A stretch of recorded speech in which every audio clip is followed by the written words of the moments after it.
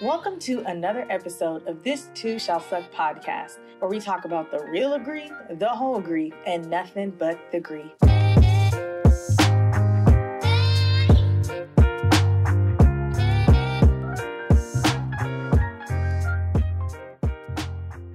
Welcome back, my loves. I am your host, Lauren Denise, and I am so happy to have you here.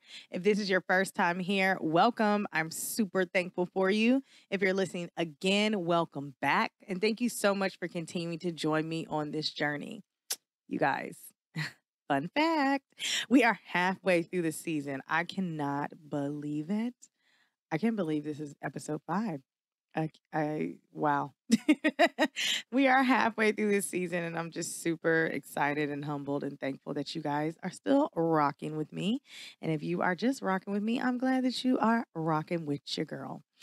So, on today's episode, we're going to be diving into social media. Well, I can't even just say social media. We'll just say social media/media and grief. And the different let's say we'll talk about kind of the pros and cons, right? We'll talk about the negatives of social media/media. Let me say SMM.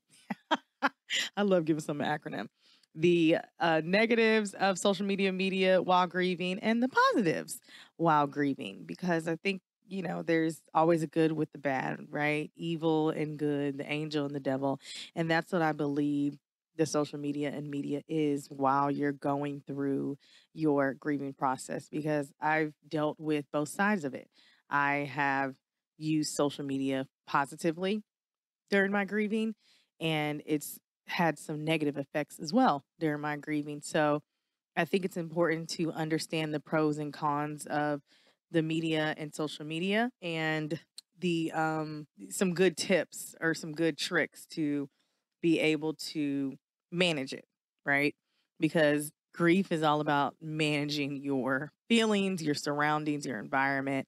So, yeah, that's what we're going to talk about today, guys.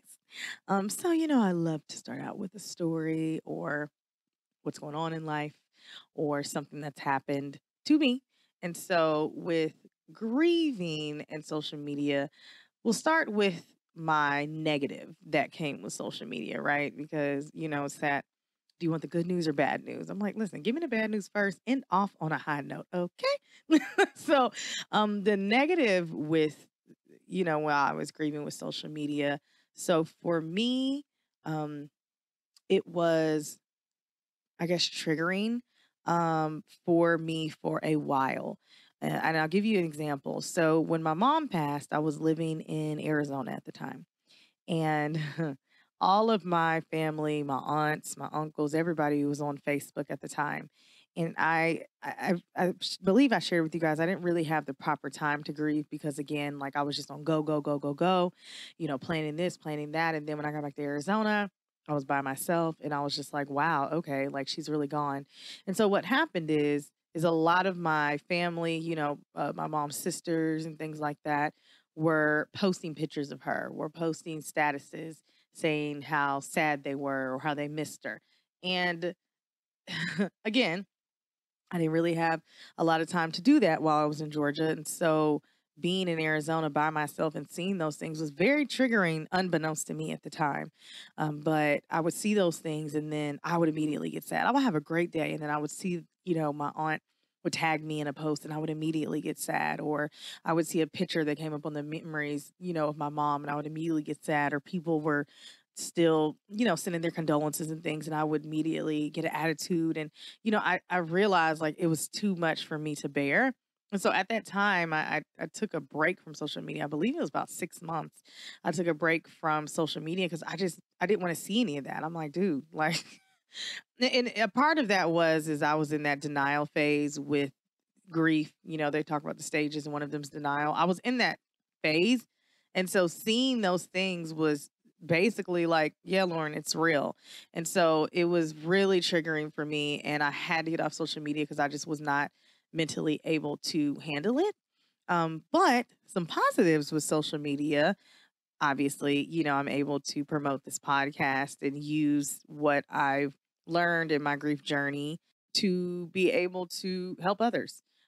So, I use the platform to be able to openly discuss grief and to let people know that it's okay to talk about grief. And even, some different groups. So, there's some groups right now, as you guys can imagine, there's a lot obviously going on with the climate in the world. And I'm not talking about like the heat. Yes, it's hot. If you're in Georgia, it's very hot. But I'm talking about like, the racial climate going on. And so there's a lot of groups that I have joined that promote, black businesses and black creatives and things like that. And so the grief that we're experiencing as a community, we've turned that into a positive to say, hey, like we are grieving and we are seeing these things. Let's support each other, not only mentally, but also monetarily as well, and grow each other up. So I found some really great, just black owned skincare brands and different other podcasters and clothes and everything, food, all that. So we kind of turn that negative feeling that we're having and turn into a positive to be able to support each other, not only mentally, but fiscally as well. Fiscally, is that the word? Financially, excuse me, financially as well. So again, those are just two examples from me, like it being a negative and being triggering, but then currently being positive, being able to talk about grief and share to let you guys know about grief and that it's okay to talk about it and to heal from it and to be able to support the community in it. Because again, it could go either way. And that's just social media. As far as media, I never was honestly, like, I never was and I'm still not like a super big person to watch the news, right? And I feel like as a 32-year-old woman, like, I don't know, like, I don't feel embarrassed by it, but I feel like I should know more. And I had my girlfriend on the episode last week, or excuse me, 2 weeks ago. 2 weeks ago. I had my girlfriend on the last episode. Okay. Episode 4. I had her on episode 4 and she really kind of broke down media and news and all of that because she loves all that stuff. And so I feel embarrassed sometimes. I'm like, hey girl, so what's going on with this? But she loves talking about it. And so she kind of broke that down. But I know that the media can be triggering for a lot of people. I hear a lot of people say, oh, I don't watch the news because it's all negative, right? And I'm like, when did that become what it is? Like, did the news become something that's only negative? Like, do we ever see positives on the news? And again, this is just because I don't really watch the news like that. But when I do watch, I do understand because you do see killings and just all the negative things going on. Like for me, I rarely see positive stories, but I also don't watch the news all the time. So it may be a different conversation with my girlfriend and say, hey, like, I don't really see a lot of positive stories. And she may be like, well, actually, X, Y, and Z, this is what they play. Here's a good show to talk about it. You see all the negatives going on in the world. So that can be triggering as well, especially when you're grieving, because it could be any little thing that sets you off when you're grieving. Um, and again, watching the news may just and not even just the news, reading an article, anything that has to do with reporting could send you over the edge. So, um, you know, that's again the negative with the news, but the positive, again, like I said, for me, I don't watch the news enough to speak on it, but I know that they share positive stories, and I know that they share the current events, which is going to keep you abreast of what's going on in the world. And so, at the end of the day, yes, the news may be negative sometimes, or the media can be negative, but you can read articles on just all the positive things that are changing, all of the um, positive influences that are in the world, all of the positive people that are in the world. So I can't say that it's all bad, but again, it goes back to that pros and cons and just having to be really mindful of what you're putting into your ear and your eye gate. So, and I say that to say that I had an experience a couple days ago that I shared with a friend. I literally did not sleep all night. Like, literally, y'all. I laid in the bed at like 11 o'clock. And then at 5:30 in the morning, I text my friend. I was like, yo, you up? Because I have not slept all night long. And I couldn't understand. I'm like, did I eat something? Did I drink something? Like, really just trying to figure out what it was. And I figured out that the night before I went to bed, I was on my phone and I was looking at, it wasn't even a protest. It was a gentleman. He had been released from the mental hospital wherever, I can't remember what state. I think it was in Oklahoma actually. He had been released from the mental hospital and he was on top of this ambulance. And there was all these police around him, all these firefighters around him. Like firefighters were literally on top of the truck with him. And he was just pacing back and forth, like, I'm gonna jump, y'all. First of all, he was it's not funny. I'm sorry. He was at the gas station. They were at like a QT. He's on top of this ambulance, like the truck, and he's like, I'm gonna jump. And everybody's like, and what is that gonna do? But again, they have all these firefighters, all these police officers around him. And then there were all these people just outside, just watching. They had police tape around and people were just yelling, like, if this was a black man and George Floyd had 8 minutes, y'all been up here for 2 hours, just all this stuff. And I didn't realize how much it bothered my spirit until that next morning when I was just up and talking to my friend. And I'm like, you know what? I think that bothered my spirit a lot because I did think about that. If that was a black person, woman or man, I just believe they would have snatched that person off of the ambulance. This would have been done. It would have been none of that. But they were like giving this man a cigarette, all this crazy stuff, y'all. So I think that really bothered my spirit so much so that I could not sleep. Because when my spirit is bothered, like, ain't no sleep. Okay. There's nothing. Because my spirit is just unsettled. And so I realized like I need to be more cognizant of what goes into my ear and eye gate in general, but especially before I go to sleep, because obviously I carry things a little differently than maybe some other people. And so from moving forward, I either read or, if I do have the TV on, I'll put on my favorite movie, y'all, is Sister Act 2. Okay. And so I put on Sister Act 2 and my friends be laughing at me because I put on cartoons. Anytime I watch anything scary. So something like that, something that's going to give me like just peace as I'm going to bed. I've tried the meditations and stuff and listened to that before I go to bed, but it does not work. But so anyways, I say that to say that be very mindful of what goes into your ear and eye gate before you go to bed and just in general. So I want to talk about, I was researching the pros and cons of grieving on social media and the pros and cons of like the media and grieving. So again, we'll start with the negatives, end on a high. Some of the negatives that these people are talking about. Um, this one is very funny. It's not funny. It is kind of funny, but some negative aspects of grieving on social media is a lot of people do it for attention.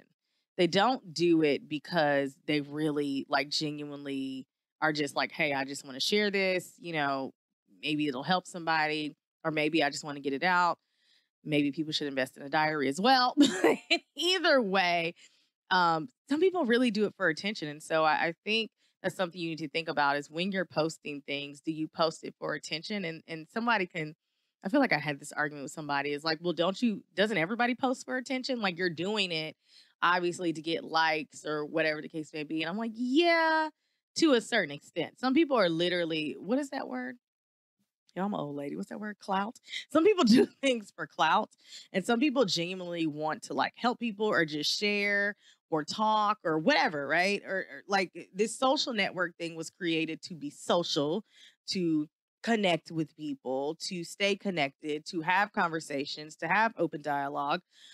So yes, in a sense, everyone posts for quote unquote attention, but some people literally are not genuine, are just posting to get likes or for people to feel bad for them or to, just I don't know. Like I've seen so much. Like I see people and I'm like, girl, you know you don't feel that way. Or like, dude, all right, sounds good.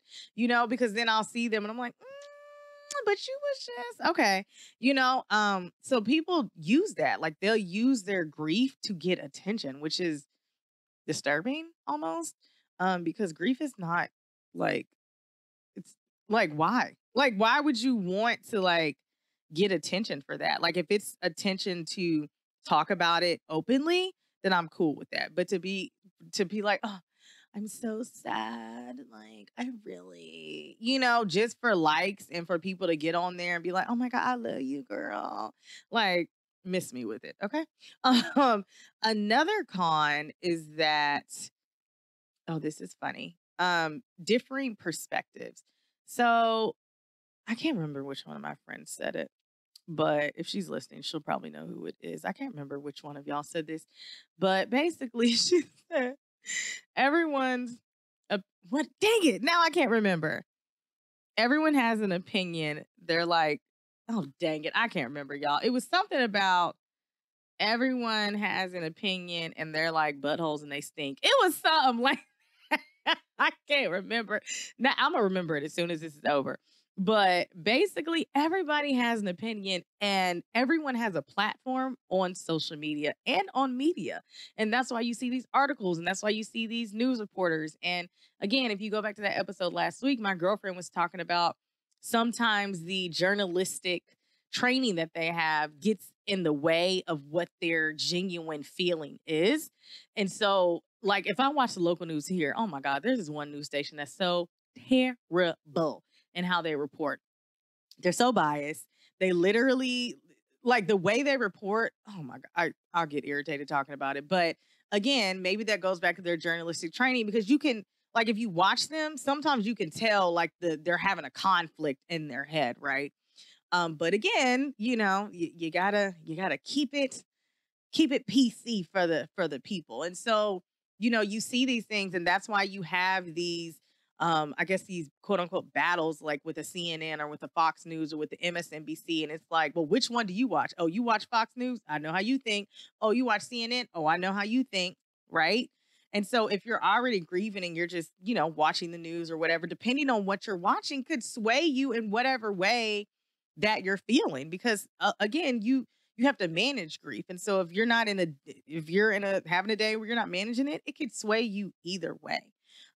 So and with social media, you can put it out there and now everyone has an opinion. And so you may put something out there and somebody says something that you don't like. Well, you put it out there. So now you have to decide how you're going to respond to it instead of react to it. Because to me, I believe responding and reacting are two different things. And I can't sit here and say that I respond to everything and I don't react to everything.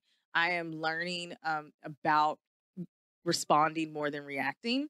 And so, even with this podcast, I look, let me knock on wood. I haven't had any negative feedback or any, what do they call them? Trolls or anything like that. But my girlfriend did ask me, she said, are you afraid that putting it out there opens the platform for people to say that? I said, oh, am I afraid? No. But do I know that everybody's not going to be for it? Yes. And who is supposed to be for is who is going to be for. So I don't really care either way. But the day that I have a troll, I'm going to tell y'all. Okay. And we're going to see if it's after this episode, if y'all just trying to play with me. Okay. But either way, again, everybody has opinions about how you should feel, how they feel. And so you open yourself up to that. And it's important to be mindful of that when you are grieving, to understand that now you've given people the platform to be able to say what they want, and you can choose how you choose to respond or react to whatever's going on. And this one was, again, this was kind of goes back to my story. It's a constant reminder of what you're grieving. So for me at the time, obviously, I was grieving my mother. And so people tagging me pictures, it was a constant reminder that she is gone. And because I was in that denial phase, I wasn't interested. And even now, like watching the news, and it's a constant reminder of the things that are going on in the world with coronavirus, with all the protests going on, with all the Black people getting killed, with all the people dying from coronavirus, with the climate going on, with 45 acting crazy. Like all of these things are constant reminders of what is happening in your world.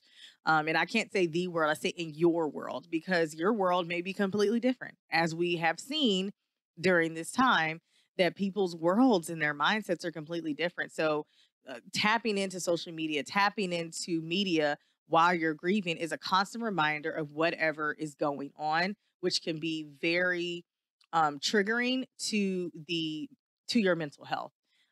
So those are kind of some of the negatives, but let's get into the positives, guys. Duh, everything's not all bad. So you know what? Social media and media can actually be a source of support. More so, I would say, with social media because there's a lot of different groups you can join. Again, like I told you guys about the like Black business group. There's a lot of support groups. There's a group that I joined on Facebook, which I had to unjoin because it was a bit too triggering, which is funny. It was a support group for people who've lost their parents. And just God, like how sad people were in there. Like like, and of course people are like, well, why did you put your podcast? Well, first of all, they said no promotion, and I didn't want to be that person. But second of all, like, because I'm not in that space, and again, I'm not saying I don't get sad or anything, but I'm not in the space of where a lot of those members were. I had to remove myself from it. But I noticed that there was a lot of obviously similarities. And so people were able to say, hey, does anyone else feel this way? Or does anyone else have this? Or did they go through this?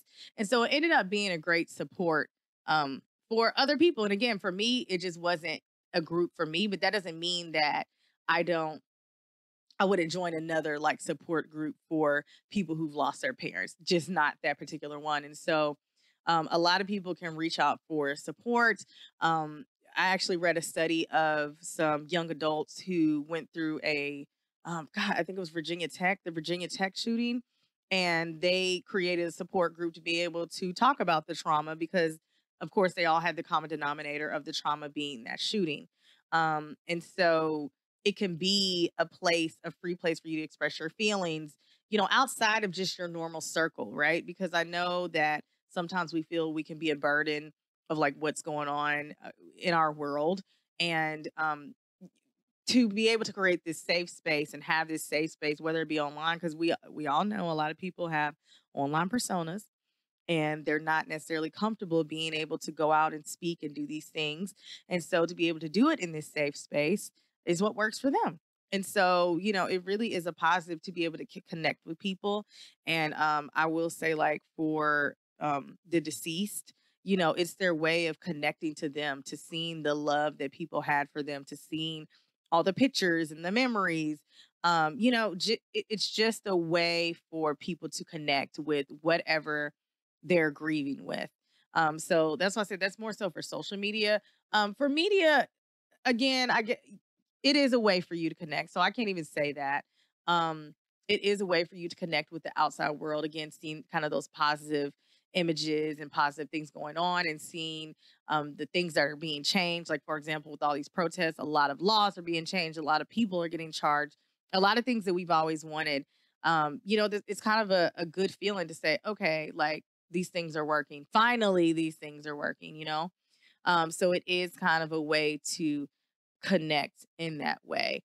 Um, and then also, I also read that it's in a way therapeutic because, again, some people have diaries, some people Facebook, Instagram, Twitter, what's the other one? Snapchat, TikTok, whatever. Those are their diaries. And so this may be their way of sharing what they're going through. And it's therapeutic for them. Or, maybe they are, I don't know, a songwriter and they're sharing their songs during this time and being able to connect with people. And it's therapeutic, right?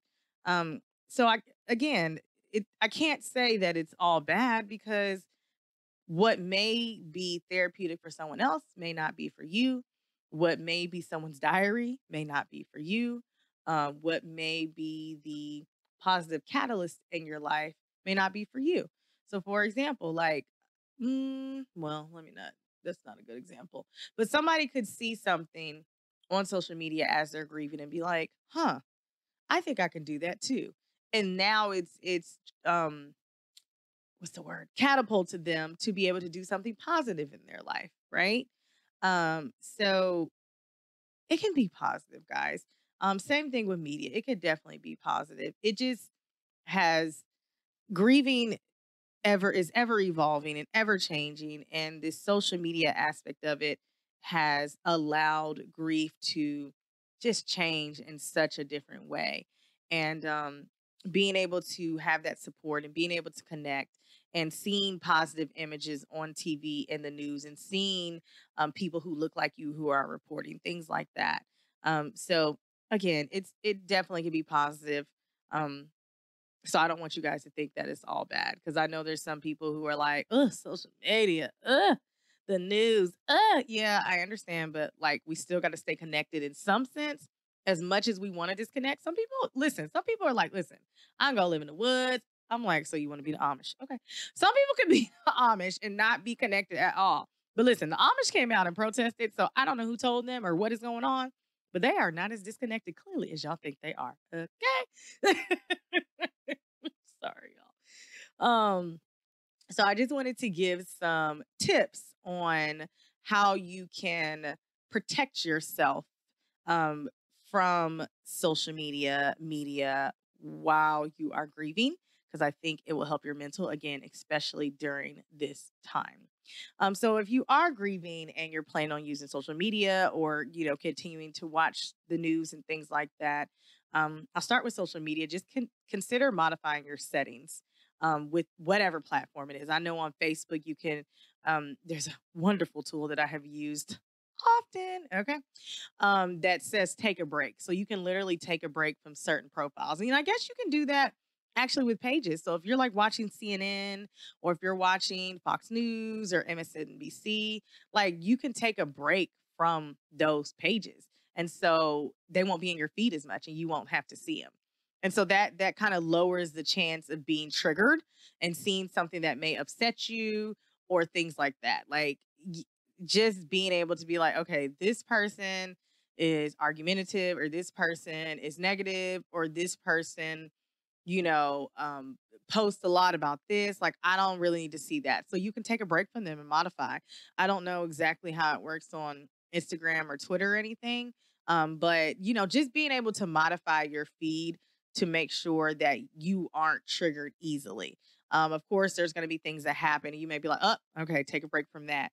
But like the things that probably can trigger you, being able to control that and manage that. Again, it goes back to managing your grief, because that's what you're going to have to do all the time.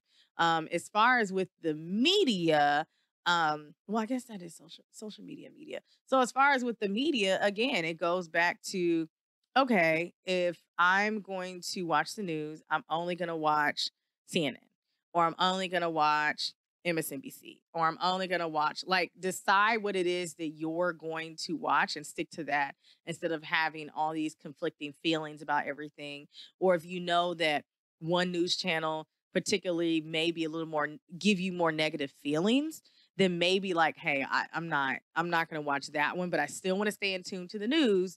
So I'm going to watch this channel instead, because I know over here, sometimes I feel like that can be a little negative and I don't really want to have that in my spirit. Right. So the second one is to be able to take a break from social media and media. So of course, like I shared with you guys, I took a break for 6 months, and I honestly take breaks periodically from social media. And my friends like, taking a break again, because like literally, I will literally just take a break, because I'm like, you know what? There's a lot going on mentally right now, Lauren. You can't do that. You don't have the capacity. And honestly, this was like pre-therapy. Like now I think I'm pretty good at managing it. Again, that goes back to that taking a break and making sure what I'm watching, and things like that. But I did take like a quick break when I told you guys I couldn't sleep that night. That next day, I was like, oh, I'm not getting on social media today. Like, I need a minute. So I didn't get on social media all during the day. And then that night, like I said, I watched my favorite movie and I didn't get on social media. So taking little breaks, to be able to help whatever needs to happen in your mental, it might help you. And it could be as short or as long as you want. It could be a day, it could be a week, it could be a month, it can be 6 months, it can be a year, it can be whatever you want it to be, quite honestly. And you can take a break from a certain social site. Like you may be like, okay, I'm cool on Instagram and on Facebook. I see a lot of this, or on Twitter, I see a lot of this, or on Snapchat, I see a lot of this. You know what I mean? So you decide what works for you. And same thing with the media. You could say, you know what? I can't watch the news because it's really giving me anxiety.